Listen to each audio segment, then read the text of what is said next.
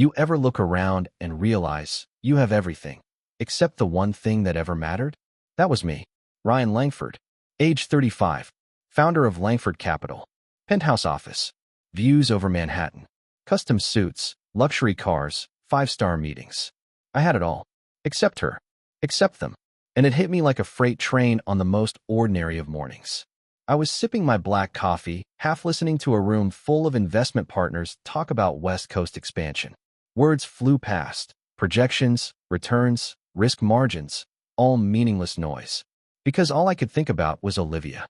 My Olivia. The woman I left behind 5 years ago. Pregnant. Alone. At the time, I told myself it was ambition. Timing. Business. We're just not ready. I had convinced myself I was doing the right thing. Chasing the future, not looking back. Then I opened my phone, and everything shattered. A photo. On her social feed. Olivia. Glowing. Smiling. Radiant. Surrounded by 3 kids. Triplets. The caption? 5 years of pure joy with my little miracles. I felt the air leave my lungs. 5 years. 3 children. My children. The room around me blurred. The voices, the skyline, the marble desk, all faded into static. Because for the first time in my life, I understood what regret actually feels like. And it wasn't silent. It screamed. Back in my office, I sat like a man staring at the ruins of a kingdom he no longer wanted. Triplets. 3 lives I never knew I helped create. 3 names I'd never spoken. 3 birthdays I'd never celebrated. And her smile, unchanged. I opened my drawer, hands trembling, and pulled out a small velvet box. The ring. I bought it the week before I left her. I had planned everything. Rooftop dinner, string quartet, sunset over the park. But instead of asking her to be my wife, I walked away like a coward. Told her I couldn't handle a relationship. Told her I had bigger things to build. What a joke. I built skyscrapers and tore down the one future that ever mattered. Meanwhile, in a much smaller apartment across the river, the real world was already awake. A shrill alarm buzzed, and Olivia sat up fast, heart pounding. 6:01 a.m. Another day, another miracle, she mumbled, brushing sleep from her eyes. Before she could swing her legs off the bed, the stampede came. 3 pairs of feet, 3 shouts of mommy. Zara. Ethan. Noah. Triplets. Chaos in stereo. Within minutes, the kitchen was a battlefield. Milk spilled on the counter, crayon marks on the wall, someone's pants on someone else's head. Olivia moved between the madness with a wooden spoon in one hand and a towel in the other. Calm, tired, beautiful. Zara, not on the walls. Ethan, buddy, milk goes in the glass. Noah, pants are not hats, sweetheart. She juggled pancakes, kisses, discipline, and encouragement like it was second nature. But then, out of nowhere, Mom, why don't we have a dad? Silence. Her hand froze mid-stir. The kids were still eating, but her heart had stopped. She had known this question would come. She just didn't think it would hurt so much. She sat down, met their eyes, and said, softly, some families have a mom and a dad. Some have 2 moms or 2 dads. And some, like ours, just have 1 mom. But the important part is love. And we have a lot of that, don't we? They nodded, satisfied. Kids are like that. They accept love at face value. But Olivia sat there, quietly staring into her coffee. And in that stillness, the old ache returned. She had loved Ryan with everything she had, and he had walked away. It started like any other weekend. I told myself I was just going for a walk. Central Park. Clear my head. Breathe. But deep down, I think I was hoping for something I didn't deserve. The park was bursting with life. Families picnicking, couples walking hand in hand, children laughing like they had never tasted disappointment. And then, I saw her.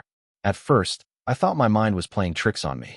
But no, there she was, Olivia, sitting on a bench near the lake, sunlight catching in her hair, a quiet smile on her lips. And around her, 3 little hurricanes. The triplets. Zara. Ethan. Noah. I didn't know their names yet, but something inside me already did. They were chasing one another, tripping over leaves, shouting nonsense, laughing like they were made of sunlight. And Olivia, she was in the center of it all, radiant, strong, still the most beautiful thing I'd ever laid eyes on. Then one of the boys stumbled, cried out. Before I could even think, I was running toward him.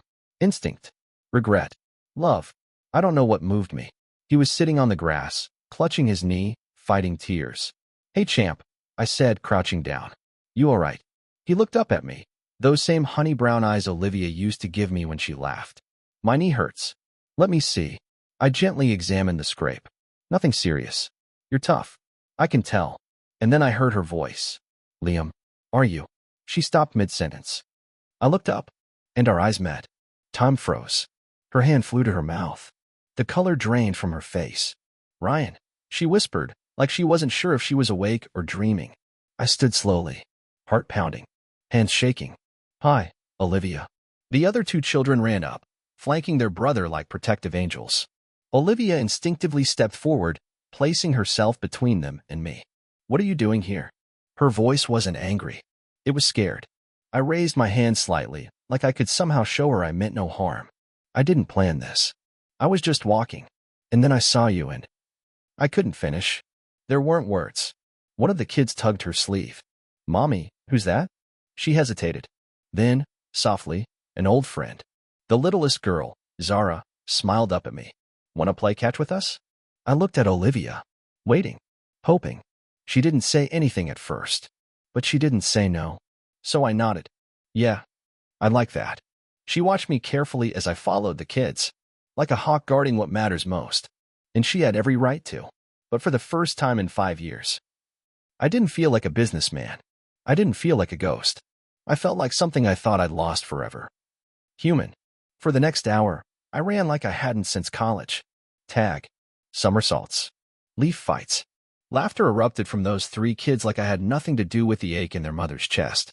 Like they'd known me all their lives. Zara climbed onto my back. Liam made me chase him until I collapsed in the grass. Ethan asked me if I owned a spaceship. I told him not yet, but I had a few friends who might. And for the first time in 5 years, I laughed. Really laughed. Not for a photo. Not to close a deal. But because I was with them. Their joy, it cracked something inside me open. Then, from a nearby bench, Olivia called, "All right, team. It's getting late." They groaned, but they listened. I helped Liam tie his shoe. He looked up at me, grinning. "You're pretty cool, Mr. Ryan." "Thanks, buddy." My heart broke at the mister. I watched Olivia gather their backpacks, her movements so practiced, so careful, like someone who's been everything for everyone. And I realized she'd done it all alone. She looked over. "They really liked you." I stood, nervous. Can I talk to you?" "Alone." She hesitated, but then she nodded and told the kids to wait on the bench. We stepped a few feet away, toward the lake. The sun was beginning to sink behind the trees, coloring the sky in gold and grief. "I didn't plan this," I began. "I didn't even know how to speak when I saw you."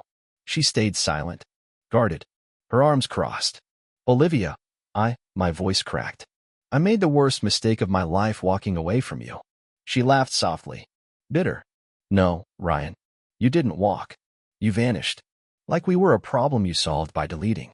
I closed my eyes. "You don't think I've replayed that moment 1,000 times? The restaurant? The ring I never gave you?" I was scared. Stupid. Obsessed with building a legacy, and too blind to see that the only legacy that mattered was right in front of me. She blinked. Tears welled, but she didn't let them fall. "I begged you to stay. Do you remember that?" "I do. And you chose numbers over names. You chose silence." "I know. I was pregnant." "I know," I said, my voice cracking. She looked at me, really looked, not like a stranger, but like someone trying to remember why she ever trusted me. "I can't undo it," I said quietly. "But I can try to be something better. For them. For you. Even if you never forgive me." She exhaled slowly. "They're my world now, Ryan. I wouldn't try to take that from you. You can't just walk back in and expect a title." "I don't want a title," I said. "I want a chance." She looked over at the kids, who were now playing with fallen leaves. Then she turned to me. "We'll see," she said. "That's all I can give you." And honestly, it was more than I deserved. I went back to my penthouse that night, but it didn't feel like home. The lights were too sterile. The silence too loud. The view too far from anything real. I took off my watch, loosened my tie, and sat in the dark with one question echoing through my skull. What now? I had stood in front of the woman I once promised everything to and realized she didn't need me to fix anything. She had built something beautiful without me, stronger than I ever expected. And the kids, they didn't know who I used to be. They only knew who I was right there in that moment.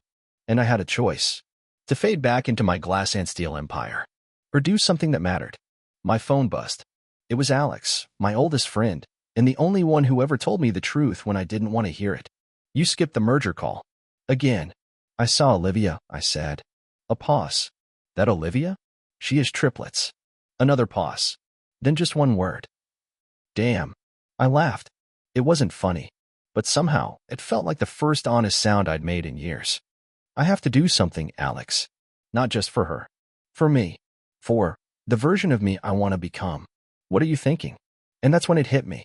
We talked months ago about launching a charitable wing, something to polish the company image. But back then, it was just PR. Now? Now it had a heartbeat. A foundation, I said. A real one. For single mothers.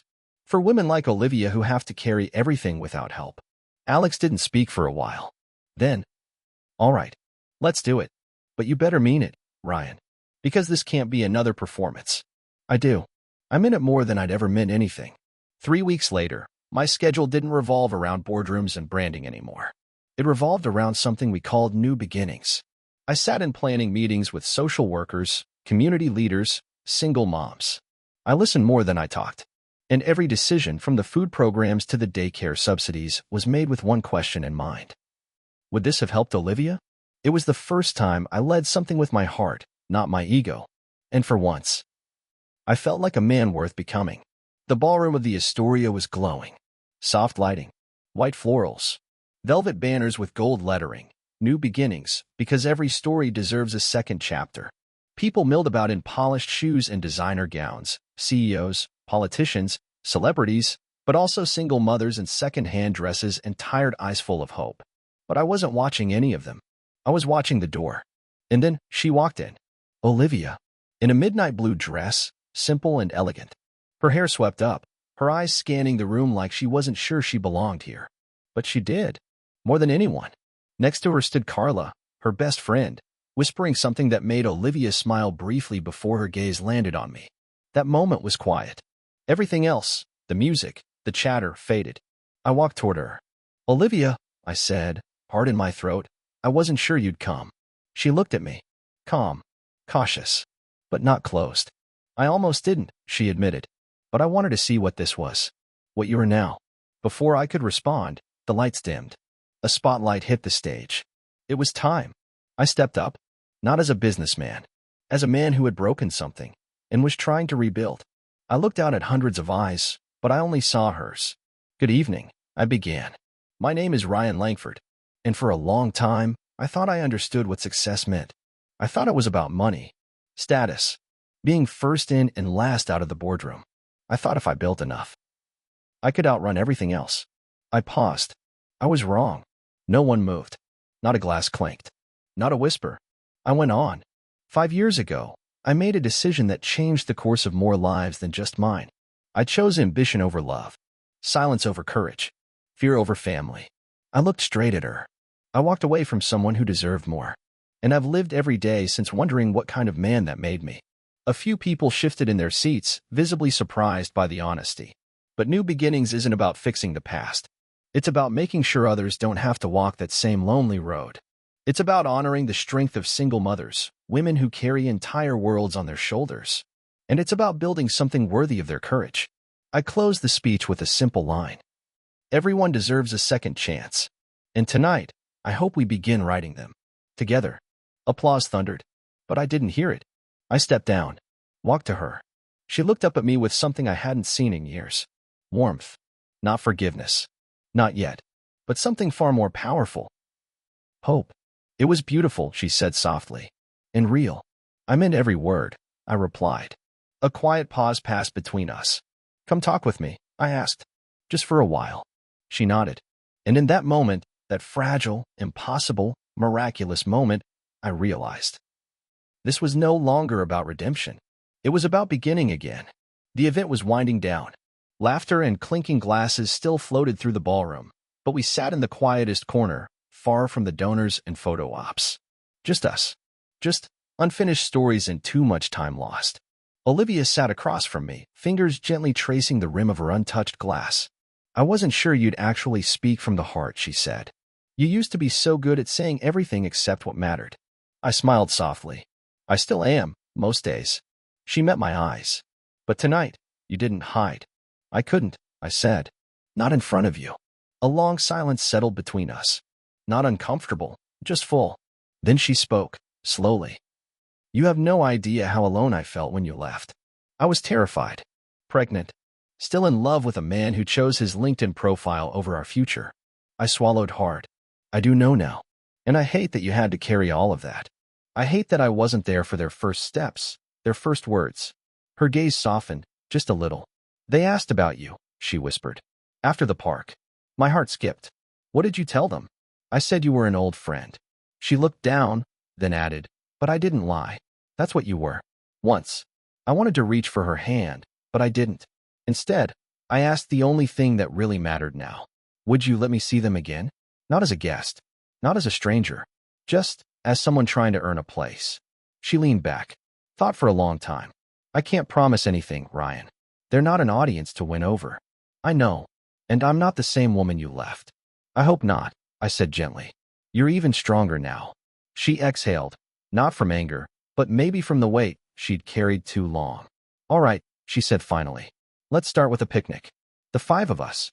No promises, no expectations. I nodded. That's all I ask. We stood. She turned to leave, then paused. I don't know if I'll ever forgive you, she said. I wouldn't ask you to, I replied. Only to let me show you who I'm trying to become. Her eyes held mine. And in that moment, I felt something more powerful than certainty. A beginning. Golden light spilled across Central Park. The trees wore their autumn best, deep reds, honey golds, a sky like a soft promise. I stood there with a blanket under one arm, a picnic basket in the other, my heart pounding like I was walking into battle. But this wasn't war. This was something scarier. It was hope. I spotted them near the lake. Olivia sitting cross-legged, her hair dancing in the breeze, her smile already waiting. And then, there they were. Zara, Ethan, Noah, running, laughing, tumbling toward me like they had no idea how much I didn't deserve them, and no care at all. Mr. Ryan, they shouted in unison. Did you bring cookies? Better, I grinned. I brought stories. We laid out the blanket. Olivia helped me unpack sandwiches and fruit. I sat beside her, not too close, not too far. Just present. The kids asked everything. What my job was. If I could do a backflip.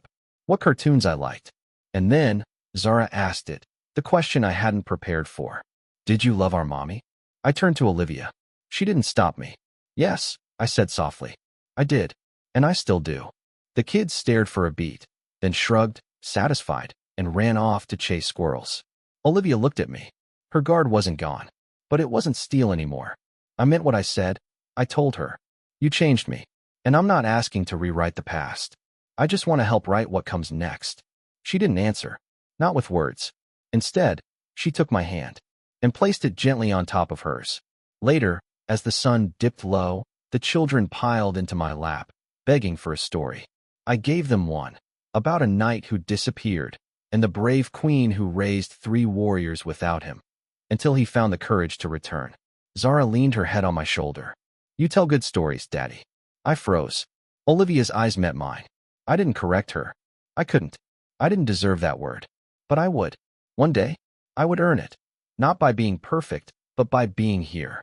Because for the first time in my life, I wasn't building a company. I was building a home.